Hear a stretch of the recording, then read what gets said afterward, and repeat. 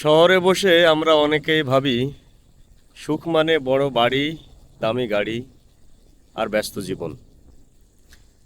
কিন্তু একটু চারিদিকে আমার সাথে তাকান, তাকিয়ে দেখেন আমার চারপাশের প্রকৃতি যেন অন্য একটা গল্প আমাকে শোনাচ্ছে, যেটি আপনি হয়তোবা দূরে বসে বা শহরে বসে শুনতে পাচ্ছেন না।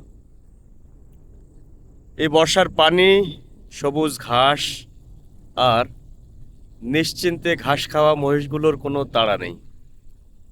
দেখেন, ওরা জানে না ব্যাংক ব্যালেন্স কি, ওদের কোনো প্রতিযোগিতা নাই, তবুও ওরা শান্তিতে আছে। হয়তো জীবনের সবচেয়ে বড় সম্পদ হলো মনের শান্তি, আর সেই শান্তিটা আমরা নিজেরাই হারিয়ে ফেলছি অপ্রয়োজনীয় দৌড়ের ভিড়ে।